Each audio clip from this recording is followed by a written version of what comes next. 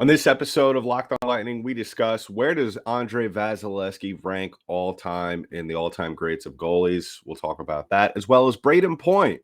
When are we going to see him back in the lineup? All that and more. But first, let's play that music. You're Locked On Lightning, your daily podcast on the Tampa Bay Lightning. Part of the Locked On Podcast Network, your team every day.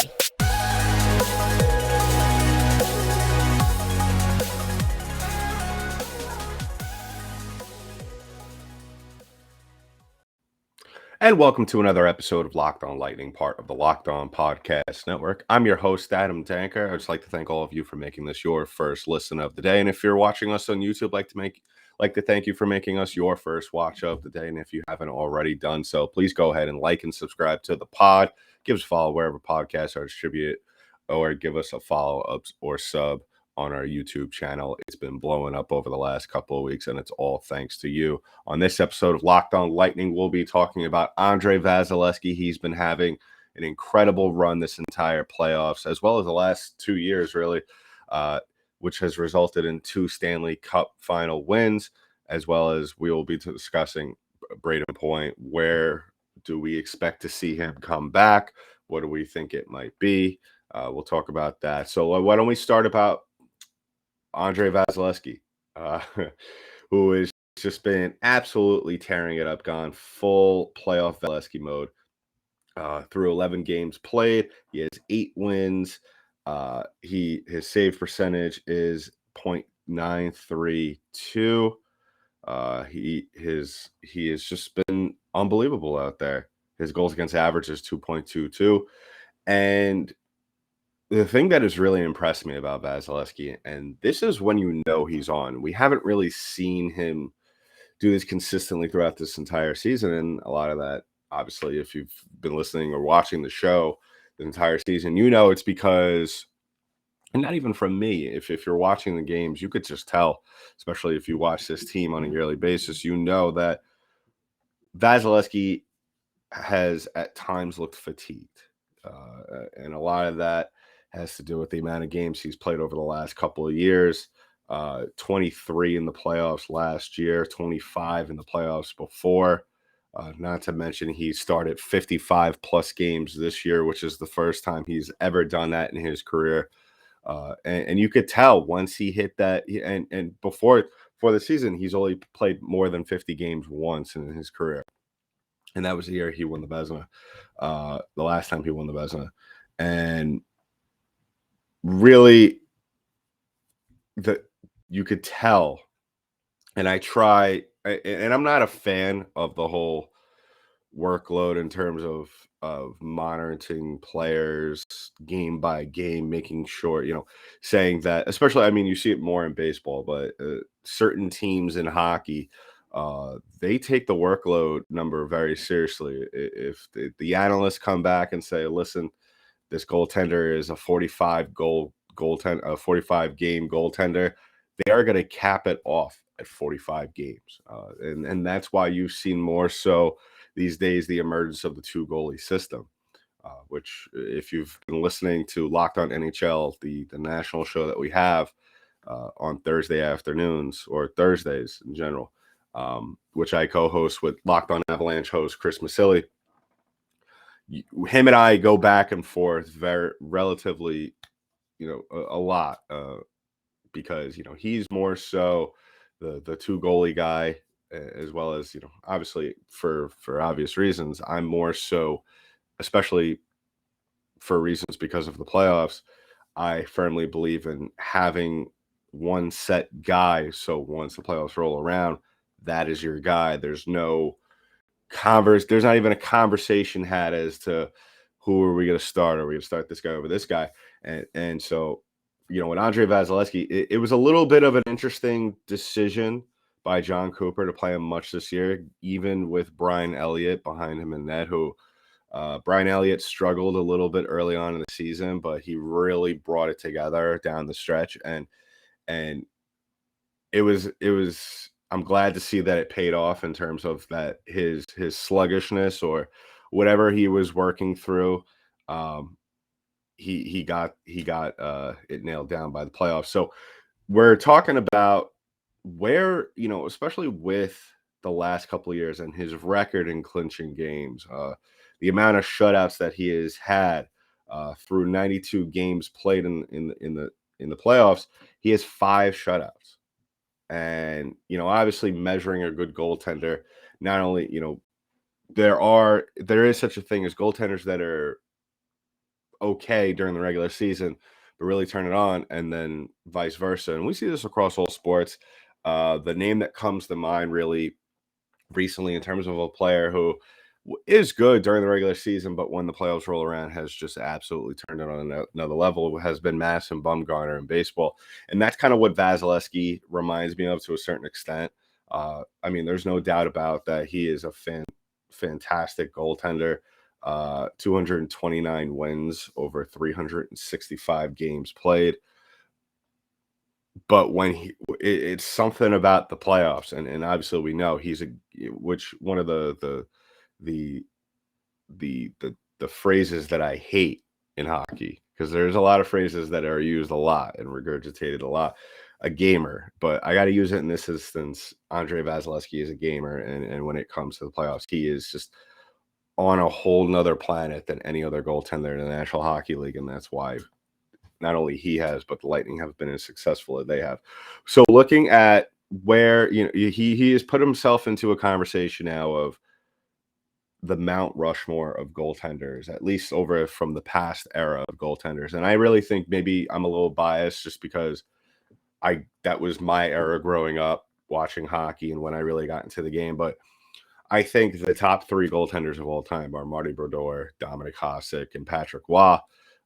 And I think that really, if you look at the success those guys had, especially Marty Brodeur and Patrick Roy, in terms of winning championships, being the top guy every year, as Dominic Hasek was too as well. It took him a little longer to win the cups he did, but he won 6 Vezinas as opposed to Marty Brodeur's 4 and Patrick Roy's 3. Those 3 guys absolutely dominated the goalie awards for, I want to say 15, 20 years. And Andrei Vasilevskiy, I think, is on that level now. He has a little bit of a different body in terms of the way the goaltenders were built back then as opposed to now. I think if you want to compare him to anybody in terms of maybe his body type, I think really only Marty Brodeur comes close to him in terms of just how those 2 guys are built. Marty Brodeur, though, was kind of a little bit more versatile outside of the crease just because of his ability to handle the puck, where Andrei Vasilevskiy, we've seen at times, has really, really struggled. And I've spoke about it a ton on this pod, where I feel like really his main knock on him, other than, really, if you look at Vasilevskiy's game, and just the way he commands the crease, he there's not a lot that he does wrong, and the numbers show it. But the one thing that I always knock him for is the way he handles the puck. And obviously, not every goaltender is going to be able to handle the puck well. Vazzy, sometimes his issue is that he holds onto the puck a little bit longer than we would like him to, and sometimes that results in goals. But listen, I mean, not everybody's perfect. But looking at these 3 goaltenders, and it's almost unfair to compare Vazzy yet to these guys, because these guys have about 30 years, 30, I would say maybe more, like 45 years total of experience between the 3 of them. And Vasilevskiy is still only 27, still only in his 8th year in the league.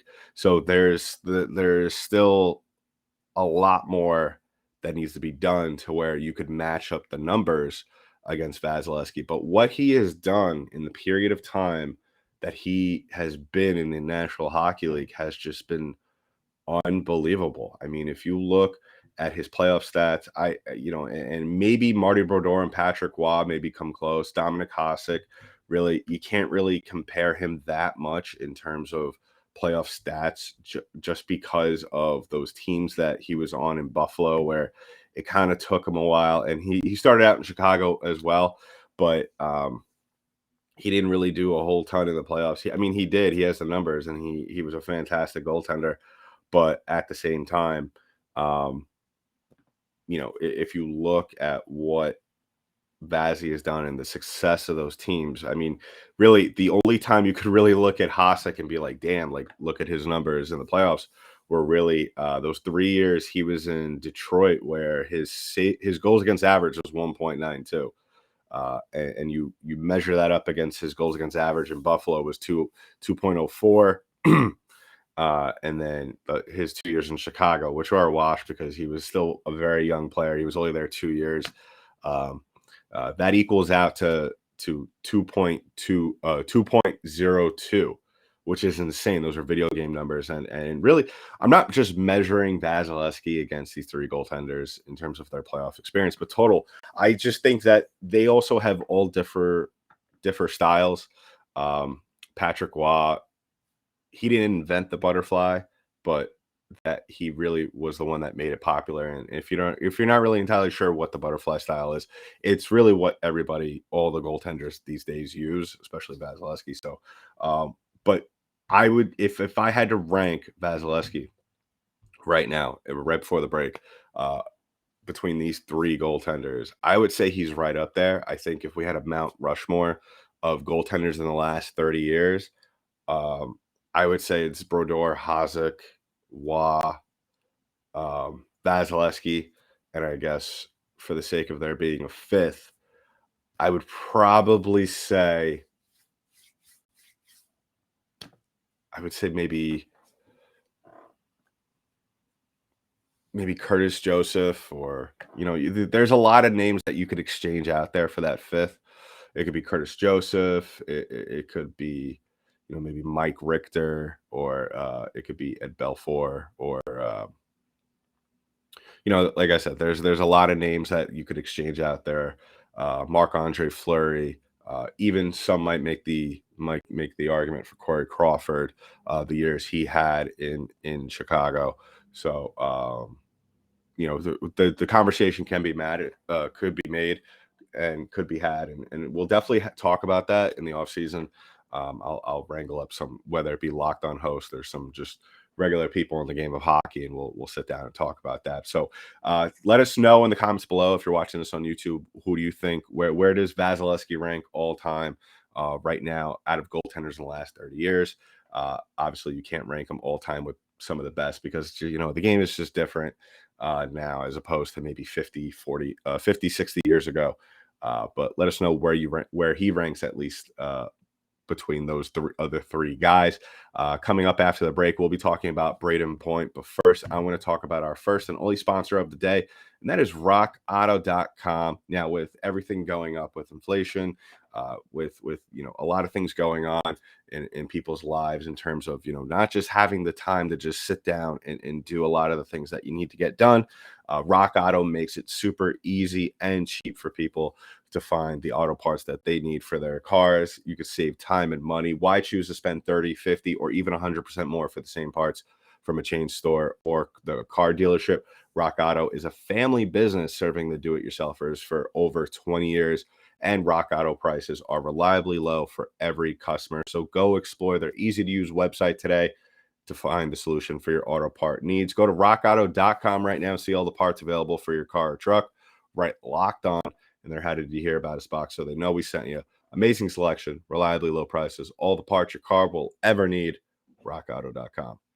So if you're watching us on YouTube, you're staying here right now. If you're listening to us on an audio platform, you're coming back right now. And really, what we're going to talk about is Braydon Point. And a lot has been made over the last couple of days. I mean, really, if the Lightning did not sweep the Florida Panthers, especially in the manner that they did, only giving up 3 goals in 4 games, a lot of that has to do with the man that we spoke about in our first segment, Andrei Vasilevskiy, who I think regardless of what anybody else does on this team, if the Lightning do three-peat as champions, which, by the way, if you're not following us on Twitter, go ahead and follow us at LO_Lightning.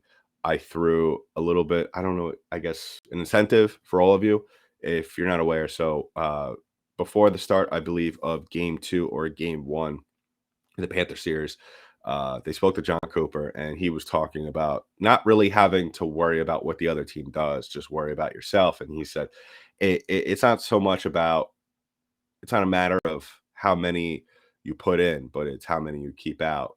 And he's referring to pucks and net.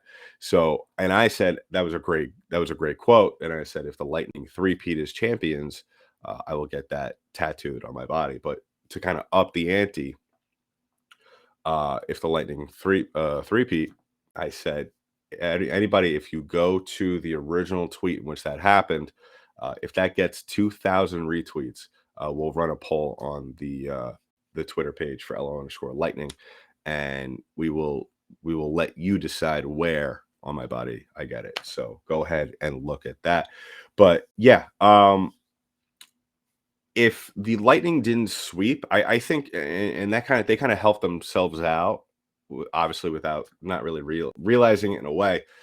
Uh, Getting that series, not just because it gives not only Braydon Point but the rest of the team more time to recuperate and do the necessary rehab that they need to do to be able to get ready for the next series. Um, but I feel like if we saw this series kind of go the distance, go 5, go 6, go 7, I think you would have heard a lot more commentary on Braydon Point than you probably would have heard then. Sorry, people, I can't talk today. I don't know why.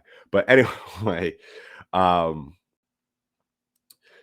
I think that Braydon Point being out and the way he left in his last game kind of gave you the idea that, okay, he knows this is bad. And it seems like it's something with his leg or something like that. Joe Smith, Lightning beat writer for The Athletic, was on the Jeff Merrick show the other day, and I was listening to that.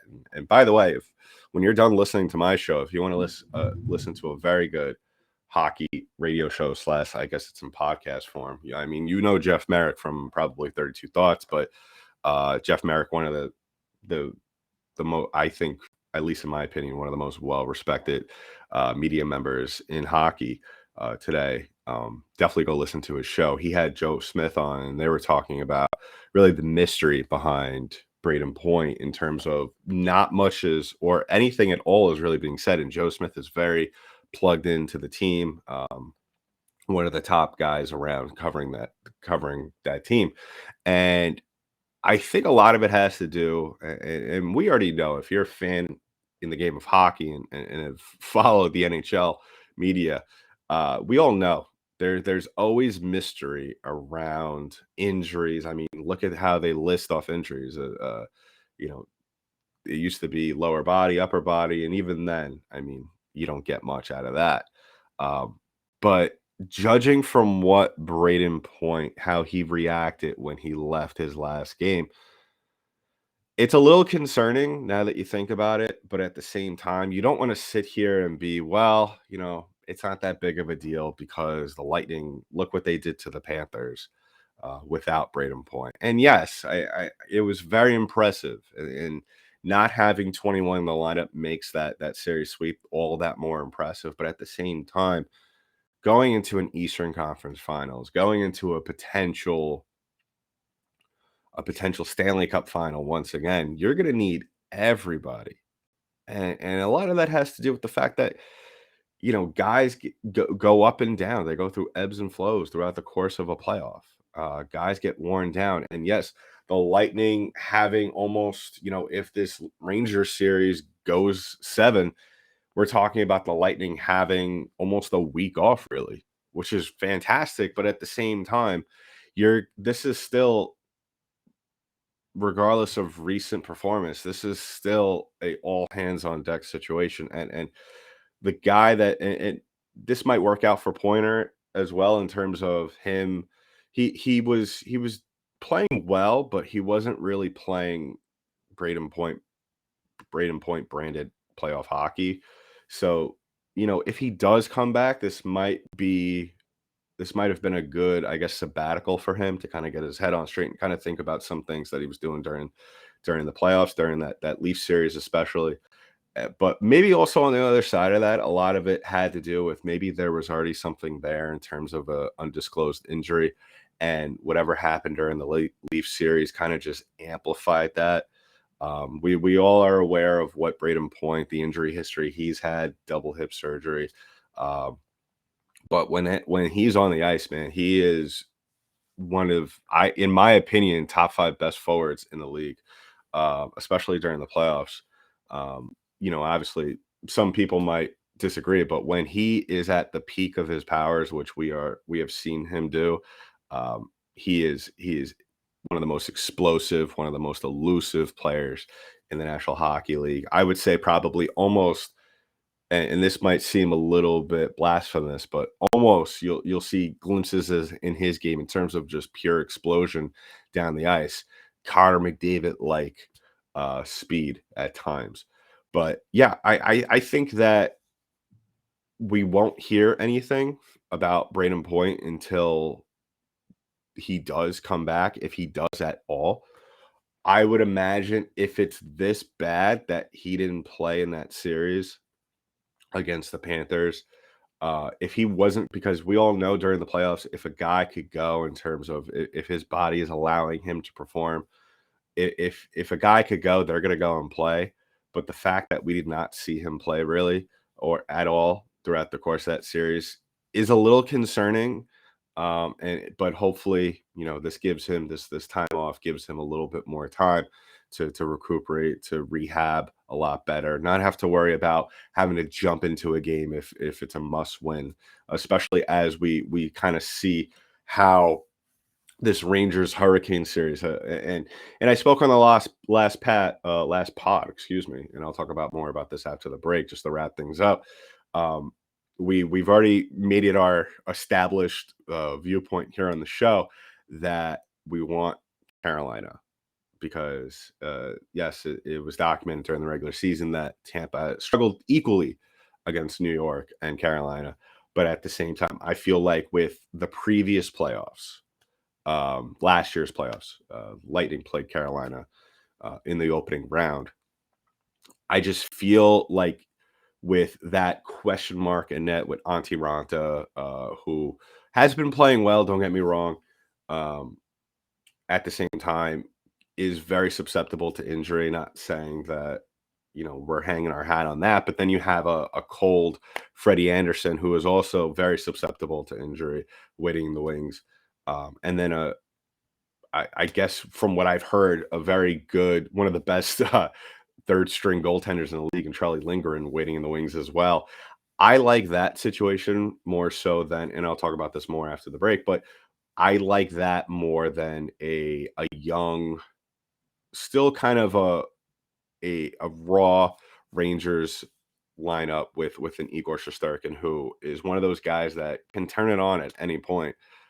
So we'll talk about that, and hopefully that series can go 7, so the Lightning have more time to recuperate, and then we'll in return get a little bit less rested hockey team. So if you're listening to us on an audio platform, you're going to take a break right now, and if obviously you're on YouTube, you're staying with us right now, and if you're on the audio platform, you're jumping right back in. For the visual people, that was a quick break for the audio. So we're talking about now, to wrap things up, the Carolina New York series. Didn't watch the game the other night, but like I said, I just think that we could hope all we want for this matchup or that matchup, and like I said, I would prefer Carolina just because there's a lot more familiarity between those two teams, other than having that Rangers team who is young, who is raw, who like I've said, and that's kind of like the scary thing about young teams such as this, who are still very much being molded into a team that is eventually going to win, because make no mistake about it, the Rangers are a very good hockey team, and that they're still trying to figure it out as they go along. And that a team like that scares me, especially with Igor Shesterkin, who is one of the Hart Trophy finalists. Um, he's had a fantastic season, been a little bit shaky in the playoffs here and there, but has really turned it around. Plus, I think with guys like Ryan Reeves, and Ryan Lindgren on that Rangers team. Those guys are going to be a pain in the butt. At the same time, you have that fourth line of Perry and Maroon and Belmar. I think those guys can handle guys like that as well. But I would prefer Carolina just because they're a little bit of a smaller team. Some of their superstars throughout this playoffs haven't been able to figure it out, and just the team as a whole, they haven't won a team. Haven't won a game on the road yet. So the Lightning being able to have that in their back pocket, the way they play at Amalie as well, that plays into their favor. And once again, go ahead and tweet to us or right under the next post of this episode on Instagram or on YouTube. Let us know who you want the Lightning to play, whether it be the Hurricanes or the Rangers. We'll put up a poll on Twitter and Instagram as well. I feel like even if we get the Rangers, I just feel like at this point in time, given how the Lightning have played, especially the way they were able to weather the storm against Toronto and then be able to just absolutely annihilate the Panthers in the way they did, and then having pretty much almost a week off, I think that's going to play a big part in them coming out of the gates early on. I think you're going to see you're getting a team, regardless of if you play Carolina or New York, you're getting a Tampa Bay team that has a ton of confidence, that is rested. Because listen, it was not a well-kept secret throughout this playoffs that teams on the Eastern Conference side of it, were just hoping that Toronto could take care of business, and clearly they didn't, because nobody wants to play Tampa. Nobody wants to play us. And I think that, and players won't admit to that, but at least fan bases and media will. I think that plays a large part in terms of the little mind games between the game within the game, and I think that no team, especially after what Vasilevskiy did to the Panthers, only giving up 3 goals, and then obviously that Game 4 shutout, and just how relaxed he is out there. I think teams are scared about that. And also, like we spoke about, the possible looming return of Braydon Point having his Willis Reed moment. And if you don't know what that means, go look it up. Willis Reed with the Knicks in the 70s in the NBA Finals. Braydon Point having his possible return like that, something like what we saw from Steven Stamkos in the 2020 bubble. If you get Braydon Point back and you get maybe at least 65% of what Braydon Point is capable of, and then you have the other guys on this team continue to play the way they've played, it doesn't matter. And even beyond the Eastern Conference Finals, once if the Lightning do make it back to the Stanley Cup Final, a team like the Avalanche, who a lot of people have said is the all-out favorite, even a team like the Edmonton Oilers, who, believe it or not, scare the crap out of me because of Connor McDavid, what he's been doing to Calgary that entire series. Teams like that, they don't scare me. We already know one guy can't beat an entire team in a 7-game series. Even though guys like Connor McDavid have that ability to do so, beat you over the course of a game. But yeah, we'll sit by and wait and see, and then as soon as we get a winner from that series, we'll do a crossover with that host, and yeah, keep an eye out for that as well, and we'll keep up updates in terms of what Braydon Point's going through, and we'll go from there. So in the meantime, that's been it for this episode of Locked On Lightning, part of the Locked On Podcast Network. I'm your host, Adam Danker. I'll talk to you in the next one.